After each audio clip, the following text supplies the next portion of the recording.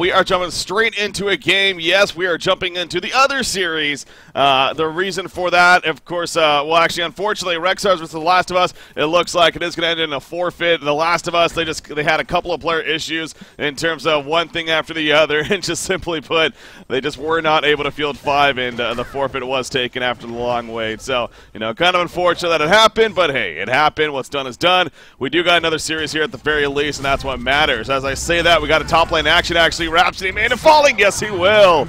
And that is right. Shrek is Love gets the bloodlust kill here against Dawn. Shrek is Love versus Dawn going to be the other losers bracket matchup that we are covering here. Losers bracket round 1. Of course, these teams now fighting to stay alive here in Cycle 1. The loser will be done and will not be continuing on into later today and, of course, next weekend. So, Pharaoh going down on the bottom line. Anyways, I'm, of course, joined by Minimaggot once again. So here we are. Kind of got to get our bearings set now as far as what the hell's going on. But welcome, Minimaggot. Hello, hello. First off, can we just rotate your attention to the Legion jungle and check out who's jungling? Wow! Holy crap! Have a rock. Yeah. I mean, obviously this hero can jungle after the changes, but I would not expect this to actually happen in terms of a competitive match. But I mean, he set up the gank bottom onto Pharaoh, and it works quite well actually. But I guess, I mean, this goes back to what we said before in the last series yesterday, how, there's so many different heroes being picked up, and I guess this is sort of just an evidence of here as well with Ra in the jungle. Yeah, that is ridiculous. I mean, it's one thing to have diversity, but it's another thing to have freaking Amon-Ra played as a jungle here in game number 1 for Dawn. Again, Dawn, this is a team that they went undefeated in the qualifiers. There's a lot of hype with these guys. They competed against Sync Esports. They did solid, but in the end, Sync did, of course, defeat them 2-0. So, but to say the least, here, even though Shrek is Love is coming from the CIC as one of the 6 teams, whereas Dawn had to qualify to the qualifiers, I think a lot of people would look at this and be like, well, Dawn probably has the better chance. I mean, do you kind of feel the same way about this matchup? I don't know, honestly. I think both of these teams are very, very equal, and also with the draft as well. I honestly couldn't say either way, honestly. Middle lane, though. What is going on mid? Yeah, he's going to be able to shell surf away, and Bubbles is going to be fine in the end. So, how about that? I mean, just all over the place, though. We definitely got some interesting things to talk about. I mean, from that alone, Puppet Master doing a mid thing, and not often we see Puppet Master in the middle lane, so he's going to be there. We got the top lane actually ends up being Magmus Engineer. So normally you'd maybe see, the exchange, basically. Magmus Engineer middle and Puppet Master short lane. But they decided to land it like this, very possibly because of perhaps how Dawn put it, I guess. But middle lane, yeah, Puppet Master, he's going to be in trouble right here. Bubbles going in for an act right here with the shell surf. Puppet Master dropping, but the bottle charges. Not going to be enough. Double damage Bubbles, a little too much to handle for Puppet Master right there. So how about these lanes coming out here in this game? Yeah, I mean, these lanes are so weird, but I guess it just goes back to what the heroes they've picked up. One thing to note is that obviously, you got Hellborn with Keeper in the jungle there. So, I mean, the dual lane come out from Rhapsody, Swiftblade at the start. It was the reason why they were able to do that. But I mean, at the end, it just wasn't strong enough compared to the Engineer Magma. So it looks like there is going to be a rotation down here with Swiftblade. Actually, Benson's going in on Pharaoh bottom lane. Yeah, when you see Pharaoh's trying to do his getaway. In the meantime, in the middle lane, there is a kill actually on a Bubbles, but back to Pharaoh. YOLO Train is doing his best to try to stay alive right here. Not going to happen, though. Swiftblade eventually. Actually, Sir Bensington gets credit for the kill right there, sitting on the outskirts. So, yeah, Swiftblade now transitioning to the short lane. Sir Bensington is level 6. Seems like he may just start to either just go over to the top lane himself or perhaps start moving around. But that's another thing. I mean, Sir Bensington, obviously, here, we don't see him a whole lot nowadays either. But this is a hero with some good snowball potential. Obviously, excellent gank potential on top of that, and the burst with that lance along is pretty ridiculous every single time we have to see it. So he's going to try to set something up here in the middle lane. Bubbles, no, not going to go in, but it seems like we have a pretty aggressive start here to game number 1 of Dawn versus Shrek is Love. But I am more intrigued to see Shrek is Love, especially again, and how they compete, because again, we didn't really cast them a whole lot, and they didn't have the most success. They only won 1 game. Middle lane, Sir Bensington going down. Puppet Master is going to fall. The Voodoo Puppet is out, but it doesn't matter as no one's there to attack it. So, but yeah, see how these guys compete against a team like Dawn. And I mean, so far, again, it's very early on to tell, but we'll see how it goes throughout the series here. Yeah, but I mean, this Amon-Ra, though, is still so peculiar, especially middle lane. just doesn't stop, man. Yeah, Amon-Ra going into assist, and Rhapsody even getting credit for the TP just way too late from Magnus right there in the end. But yeah, Amon-Ra being of assistance, and back to the jungle he goes. Yeah, and I mean, he's actually farming a lot faster than Keeper in his own jungle, and he set up 2 kills as well. So, I mean, this kind of active style of jungler, as well as, you know, quite a rapid farm as well, it's working quite well for Dawn, actually. And it sort of fits their play style as well. I mean, we said before how they are very, very aggressive, particularly in the early levels. And I mean, Amon-Ra is the hero that is able to do that. Whereas Keeper of the Forest, obviously, he needs that level 6, and once he gets level 6, then he can, you know, gank. But that's only with, obviously, when his fruit is off cooldown, whereas Amon-Ra, he can gank, like, almost any time, anywhere, and actually he's going down bottom lane as well. Yeah, as you say that, he's continuing to be active. And look at this, he's trying to hero block a little bit, but unfortunately, Hellfire kind of prevented that. There we go, in with the Meteor, or the Path of Destruction more appropriately, but Swiftblade could not just get close enough. But yeah, again, you see right there, God, it just doesn't stop, middle lane. We do see a kill, actually, Engineer getting credit. Eruption was used by Magnus right there, but they actually take out Bubbles. But yeah, back to Amon-Ra. The Life Tube allows him on top of the trees that he has, sure, but it allows him to be active like that. You know, okay, gank wasn't successful, go back into the jungle and, you know, continue to heal up and continue to farm with it. So top lane. I am intrigued to see how the Amon-Ra ultimate turns out. But yeah, top lane now, Sir Benton in trouble. Keep it the force. There's the root coming out. Oh, he uses the ultimate though. He's gonna try to get away right here with a Nightfall. Maybe the joust away. Holy crap, not gonna happen though. He did make them use a little more than they were hoping to do, but in the end, yes, he does fall. What? I mean, 9 hero kills already in 8 minutes, and it doesn't seem like it's stopping, man. No, and I think actually with the way it's going, I think it's actually going to fit a Legion quite well, because they actually have the potential to farm very, very quickly with like the Swiftblade and the Amon-Ra, as well as the, you know, the Bubbles potential, as well as, you know, Hellborn. They only have really the Puppet Master who can farm quite effectively, and at the moment he's only 230 GPM. So that kind of sort of flash farming is the potential they just don't have. Yeah. So although they're sort of equal at the moment, I mean, expect this to sort of slowly start getting in favour of Legion just because of the farming potential we have here for Legion, particularly if, you know, we see Swiftblade pick up the Rune Cleaver. You do see playing Magnus in win, so yeah, their only win actually this CIC. That happened to be what he played, and you know, he's doing a great job here. Dem Strats playing the Magnus. He is level 8, 354 gold per minute. Obviously, well on way to a portal key. I'm sure he had about 1,300 gold saved up. And as always, that is going to be crucial. So he's going to do his part to try to lead his team here to a victory. At least be in the front lines, as you were also stressing right there. Count Crapula playing the Puppet Master. Unfortunately, not having the best of times. But, you know, they're going to try to support him and I'm sure get him up there. But, yeah, again, Amon-Ra's got the Ghost Marchers now. And, again, I'm very intrigued to see how he builds, especially without his back to the top end. Though Sir Benton now in trouble about the Puppet Show. He wasn't in range of anything, and he's able to joust away easily enough. You do see Bubbles actually coming to first spot. Speaking of Amon-Ra, Bubbles the Cuffin catches Puppet Master. He's going to go for the TP. No, he has to move. Path of Destruction comes out. Sir Benton with the Nightfall. However, Energy Field is there. The joust still comes out. Puppet Master will fall, but at what cost? Amon-Ra, he already died. He rebirthed. He is going to be falling once again, more than likely. Never mind. The Ghost Marchers enough to get him away. And now here comes Swiftblade and Rhapsody on top of it all. Amon-Ra does eventually make the ultimate getaway, but the Rune comes out for Keep the Force in tower range for Swiftblade. Swiftblade's in trouble. Nice start from Magnus. A beautiful stun. Gonna set up 1. Gonna set up 2. Sir Bennington wants the turn, but now he needs to get away as well. The Tormented Soul Nuke, not enough for the kill. So Sir Bennington will be fine. How about that? Amon-Ra sniping out a kill on a Pharaoh at the last second, too. So crazy action at the top lane. I mean, that's a pretty even. Both teams lost their carry and whatnot, so, I mean, I guess Amon-Ra lived, and he's level 10 now. Holy crap. That's a level 10 Amon-Ra, and he's going to run away here and pick up a regen rune. That is pretty convenient. Yeah, I mean, Amon-Ra is just going to expect Amon-Ra to get even more farm. Just, you know, the later this goes on as well. I mean, this hero is very, very strong on the team MC because the amount of farm you can accumulate so quickly. He's picked up his Hammer-Black Legion already. However, I think that team fight engagement in the top lane probably did favour Hellborn the most because now Magnus does have his portal key. Yeah. I mean, he's farming very, very well as well. 380 GPM, and he's got his portal key nearly 11 minutes already in.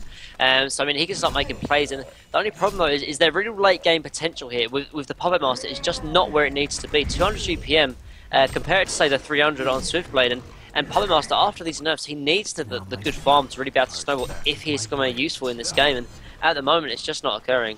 So, Amon-Ra, again, I want to put focus on this hero because this is one of the heroes that we just never have really seen. And I don't know if Quinn's put up the stat, but it wouldn't surprise me. I doubt he was ever used in CIC. It's one of the stats that he has had so far. But, yeah, never used. So, not surprising there. As far as this build, I mean, it just naturally seems like a very tanky hero makes sense. You know, you get the Helm of the Black Legion as he has here, eventually, like the Behemoth. Do you see anything else other than that tanky route? Maybe a portal key? Yeah, portal key is the most likely second route because they need some initiation. They've got the bubbles, but he's nowhere near his portal key. And at the same time, yeah, it's good and all to get quite tanky on Amon-Ra, but at the same time, if you get too tanky, then Hellborn's not going to focus him down, and there's only so much annoyance he can be in team fights. It's been lame. Yeah, here we go. Once again, it's big on Magnus Stuns in first. He gets support front for Rhapsody with the tech melody though. Saves it down. A couple of heroes in the background. Engineer's going to end up falling. The Nightfall from Sir Benton. He jumps onto Magnus right there. Magnus thought he had the getaway. He actually does have the getaway with the portal key at the last second. Now, Puppet Master was not there in that fight. The only hero not there, but that's because he was pushing the top lane. And he does get the tower kill in the end. So that is good news for the Hellborn team. However, he needs to be careful now because they are coming to set up a kill on him if he doesn't get back, which it looks like he is. He's going to set up a TP. So hero kill-wise in favor of Dawn. Again, though, Puppet Master did get the tower kill at that top lane. I mean, could you almost say that was worth it for Shrek? They lost 2, but they get a tower top for Puppet. Well, I think it's because, with Puppet getting the last hit on the tower, it did boost his GPM by about 70 GPM, and he's around 200, and that 270 GPM is something that he really does need. Not that they did lose the Engineer, I think it was the Keeper. Those heroes aren't really the most impactful heroes in this game, and so I think trading any kind of farm you can for your other heroes onto your Puppet Master, I think is definitely a good trade. On top of that, obviously increases their map control as well. I mean, and now look at Benston, like, he's taking a lot of pressure. He's not even full here. He's going to pop out the ultimate, maybe. Oh, yeah, there we go. There's the Voodoo Puppet. One more auto attack. Yep, even with the Joust. No chance to get away. That's huge.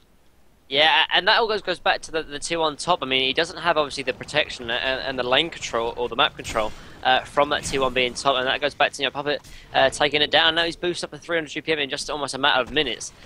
So yeah, I mean they did lose out on the engagement, but I mean it's sort of like a hidden benefit, for example, for them losing that team fight. Yeah, Amon-Ra leading the way as far as GPM goes, 400 gold per minute, also leading the way in experience at 530 just about. Of course, level 11, the first one to do so. Again, his ultimate, I mean, I was going to say it's not like a crazy scaling ultimate, but at the same time, having that much less time, so the more I look at it, actually, down to 90 seconds at level 3, you're going to be able to resurrect. So pretty much, every time you look to engage into a team fight, ideally, you'll have that resurrection up, so that's something the Hellborn team is, of course, going to have to keep in mind. So now, I know he's been changed around quite a bit, Amon-Ra has. So, but if he doesn't have, what is it, like 50% of his mana, he doesn't resurrect, correct? Or no, that's wrong. If he has, that's not an issue at all. They've changed him around quite a bit. Okay, that's right. Yeah, that was a pass. So he resurrects no matter what. It's just a matter of how much life he has, depending on the mana.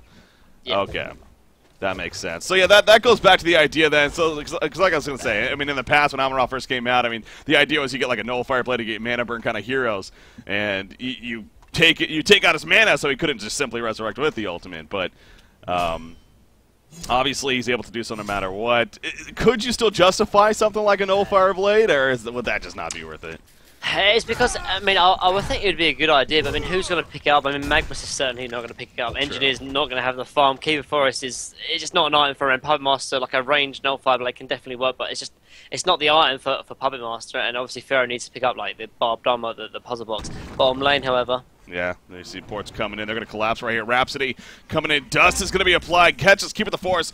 Joust is ready to go. He will land that. Do they have enough damage output? That was the question. Bubbles being here as well. More than likely the ignite from Amon-Ra, and down goes Keeper of the Forest. So Rhapsody has been very sneaky right there the whole time. Swiftblade in the meantime, he's chasing down Engineer, but he could not chase him far enough. He did have Swift Slashes level 2, but Engineer, a good Kex, unable to get away. But a couple of big item pickups right here. Amon-Ra does get that portal key that you're talking about, but Assassin Shroud also just finished by Puppet Master. So, or was it? I saw him purchase a pattern. Does he still need the broadsword maybe? So maybe he actually still needs a broadsword.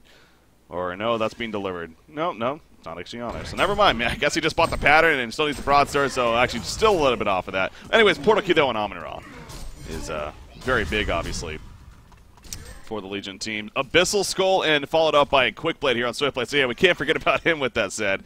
Obviously, a lot of attention on Amon-Ra, especially because of his success and him being the hero that he is. But Swiftblade is also being played by Certus at 357 gold per minute. So I am a little surprised that Certus isn't playing the Amon-Ra.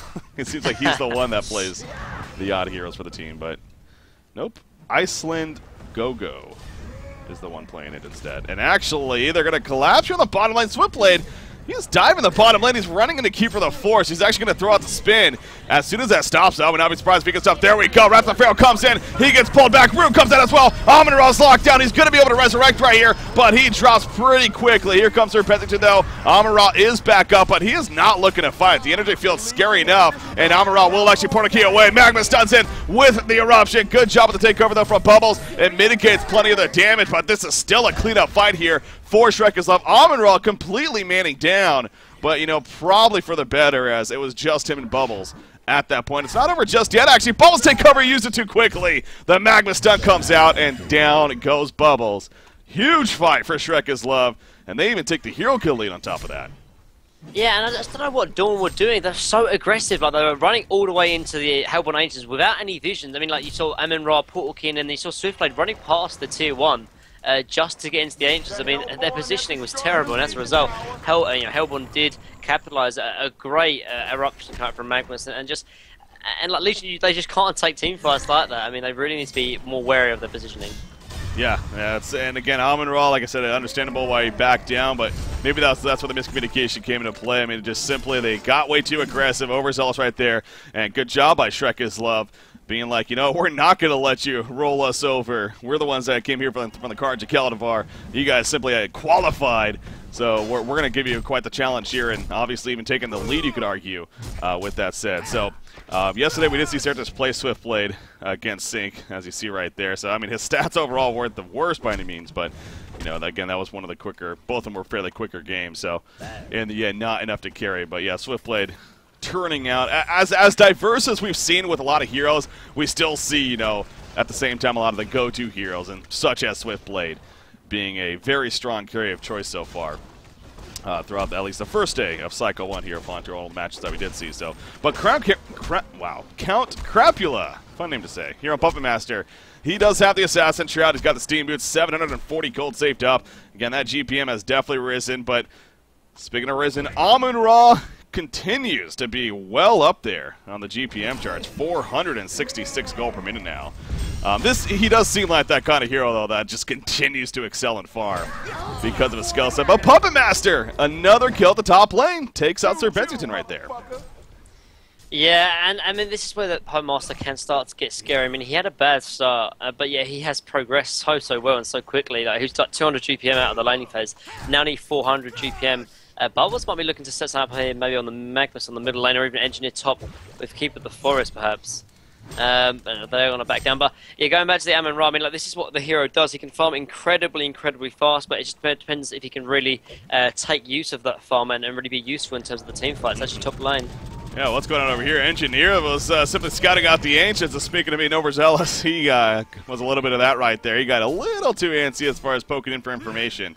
And easy kill coming out for the Legion team. Now, he was able to see the triple stack Ancient, so the Legion team may very likely try to clean that up quicker, knowing that they have that information, and it looks like that's exactly what they're going to do. Swiftblade goes right to it. He finishes a Firebrand, in fact, and now he's going to start cleaning up these Ancients as fast as he can. No disruption going to be had, as you do see the Hellborn team kind of splitting up elsewhere.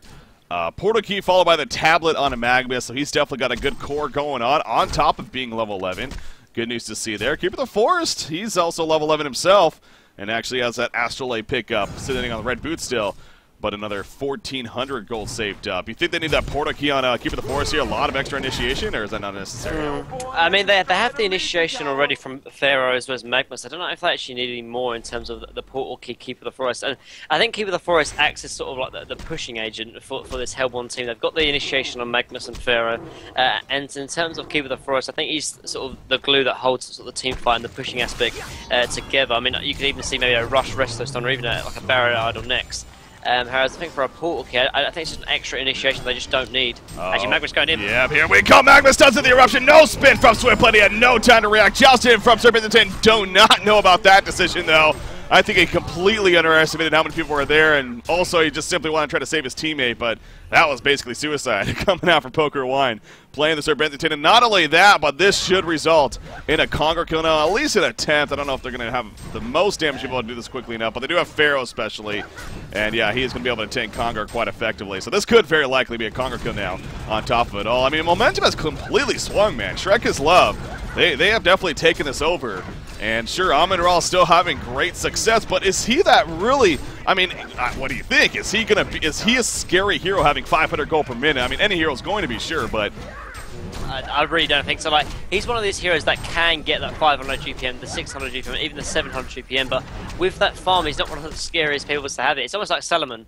Like, I mean, hero can get insane GPM, but I mean, is he really going to do much compared to, say, like a Silhouette or like a Dark Lady with 700 GPM? Simply put, no.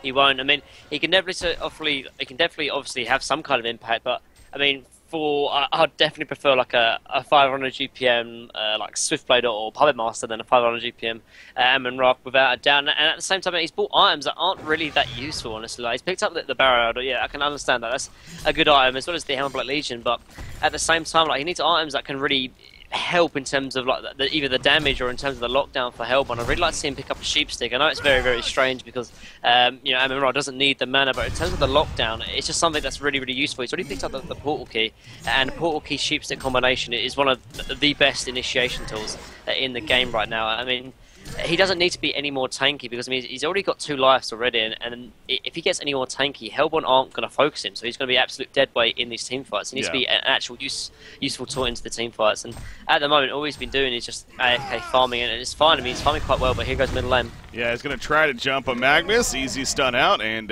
he is going to be fine. So, you know, another thing about the Sheep Stick, though, I'm kind of thinking about it. Yeah, sure, he doesn't necessarily need mana, but honestly, he does have a couple of items that does require mana. You know, the Portal Key and the Barrier Idol, the Sheep Stick in itself would, of course. But if he gets the Sheep Stick, it gives him a lot more maximum mana to work with, whereas, you know, you use those couple of items. Again, it's percentage-based, depends on that, and how much life you resurrect with after the ultimate is used. So with the Pyroclasmic Rebirth. So, you know, in that sense, I mean, there is still some logic to get at least a little bit more mana, that maximum mana, to be able to work with. So that could be the difference between, you know, just about full life pool compared to about half of your life when you resurrect. So, well, I guess it is maximum. Or okay, Amon-Ra has been up to 50% of his max mana to revive himself. Up to 60% of max health based on the percentage of mana spent. Okay. So yeah, really so, like, trying to understand this. Yeah, so like if he spent like half of his mana, he'd resurrect with like 30% max HP. If he had like full mana, he'd resurrect with 60%. Okay. Anyways, I think there's logic in what I'm saying, but I can't go. Oh, that is big. Yep, I caught that on camera, and that's one of those. Oh man, so close. You love the idea. They had the gank incoming, but Keeper of the Forest just a half a second too late to catch Amon-Ra right there. That would have been a big kill. If anything, it would have forced that resurrection to be used, and that could have been clutch. But no catch in the end. And look, with the items that Keeper of the Forest has picked up, he's picked up the Portal Key, and now like his ultimate's down, like he's kind of useless. Like when you go sort of the Portal Key sort of type of items, like all you are is a walking ultimate, and when the ultimate's down, then you're kind of useless. So you have to just go and farm. Whereas if he picked up maybe like the Barrier Idol or even like the Resto Stone, at least he has a little bit more, you know, influence in terms of the team fight, or even into the game once his ultimate is finished. But now the ultimate is down, they just don't need it. And look, another Portal Key on Engineer, and it's like, yeah, it's good to have an initiation, but having, you know, all your money spent on initiation when you already have the potential with, say, a Pharaoh and Magnus, I just think it's a little bit of a waste of money, and you know, money could be spent a little bit better elsewhere. Yeah. So we'll see where he does continue to go with here, but below that you won't be able to spend up to 50%, so you buy with less. Yeah, again, so whatever. I think is what it comes down to. I think we kind of get the gist of it. It's just hard to really explain what ultimately happens here. But Ward Sights are going to spot a little bit of roam coming out here from Shrek. Actually, middle lane, what's going on here? Puppet Master jumping. This could come into Costa. No, the Shrek going to punch that technology. Nice tablet. No, wait, was that his own team's tablet? No, they don't have a tablet, so that must have been an enemy right there, so well played. But Rhapsody will fall in the end. Energy Field comes out. Serpentine caught on the outskirts of it, and he too goes down. Yeah, that was a Magnus tablet. I was for a second, I was like, did somebody actually tablet him? out of the range on his team, but no, Magnus did a good job right there. Yeah, that was a good play actually. I thought that he was going to survive just from that, and look at the team fight potential now for Hellborn as well. They have really been able to capitalise on Dawn's sort of inability. I mean, they should really be expecting these kind of pickups from Puppet Master. He's picked up the Assassin's Shroud. They've got the token. Token's running out. Like the token only has like a minute or 30 seconds left. They should expect these kind of plays come out from Ogre, and as a result, I mean, their sort of just inability to really react to these situations, cost them a team fight and now 2 tier 2s as well. So.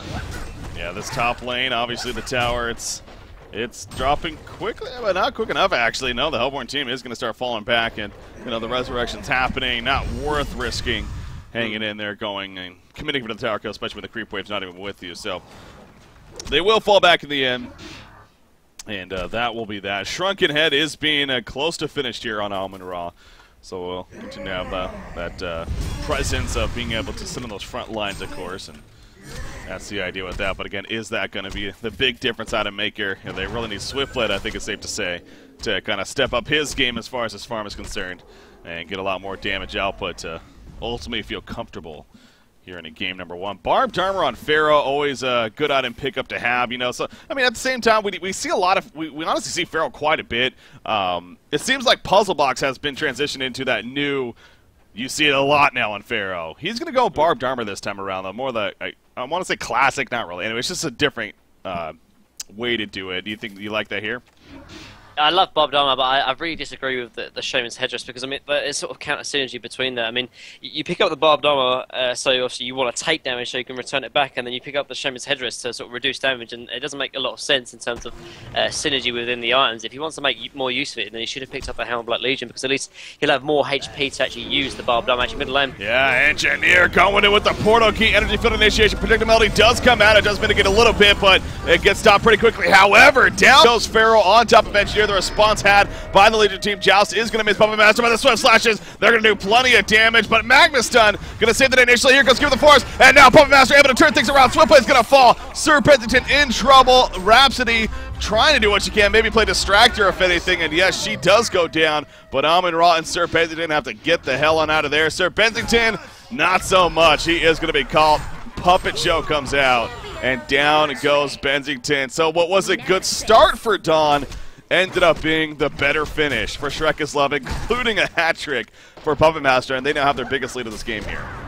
Yeah, and this is because of their sort of draft and their strategy. All this team fight potential with the Engineer, with the Magnus, with the Keeper of the Forest, and Legion are sort of just playing into the hand of Hellborn. They need to understand their draft and that it's not really meant for sort of team fights. Yeah, they definitely have the potential to, if they're at least equal, if not ahead. Yet they're trying to take team fights when they're 10 to 12,000 gold behind, and then they wonder why they start losing these team fights. If they want to get back into the game, they need to dodge team fights, try and get back in the game with the ganks from Bubbles, with the ganks from Benson, as well as Amon-Ra, and just sort of taking team fights, particularly ones that aren't, the greatest positioning. Over here, on sort of the ledge over here, is a chokehold, something that really does benefit the AoE ultimates of Hellborn. And for Dawn, I mean, I expect better from them. I mean, they played fantastic in the qualifiers, but they really need to understand that if they're playing in the top division, that they need to understand what their draft is and how to execute it properly, because at the moment they're just not. Yeah, I think I can speak for a lot of people right here, to be frank, about Shrek is Love, especially in terms of one, I didn't know what to expect, but two, I almost, didn't expect a whole lot again, because we didn't really catch them. We just saw results in the Carnage of Calabar, and they only had one victory in, I think, a total of like 24 games in total. So, I mean, that stat itself, you're just like, okay, well, not really the best team, whatever. They qualify for Diamond. We'll see how they go. Yeah, 1-20 overall.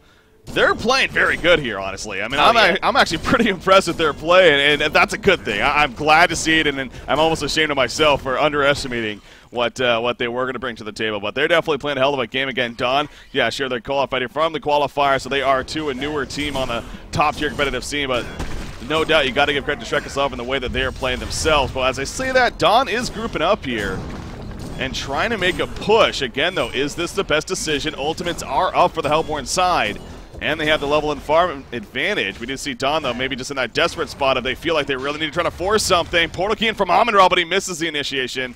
As Magnus Portal Key is actually good. A stun on a Swiftblade right there. No follow-up, though. Engineer gets caught. Does the energy field? No, he mana. Well, didn't have enough mana, actually.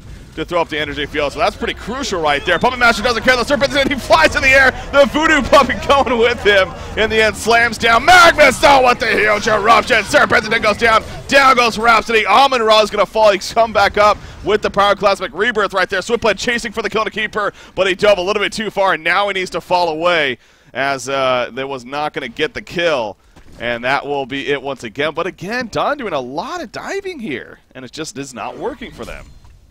Yeah, and they're sort of taking team fights when in sort of the worst position as well. I mean, they dived pretty heavily. To be fair, I think they actually got somewhat lucky. It was a late TP coming out from Keeper of the Forest, and when he did TP in, he didn't even have enough mana to use his route. So counting themselves lucky for Dawn, because I think that could have gone a lot worse. I mean, it went pretty bad. Anyway, they lost 2 for 1, and they only caught out the engineer. And yet again, I mean, they keep falling behind, and they need to realise that when they're behind, they can't take team fights as if they're even in terms of golden experience. There's a reason why golden experience is so important in this game. It's because it sways so much in favour of the team who has it. Yeah. So in that case, they have to play a different sort of strategy. You can't play the same strategy as if you came in even. So in that sense, they need to sort of go on the gank potential here with the bubbles, with the Benziton, because I mean, just going head on head is just not the way to do it.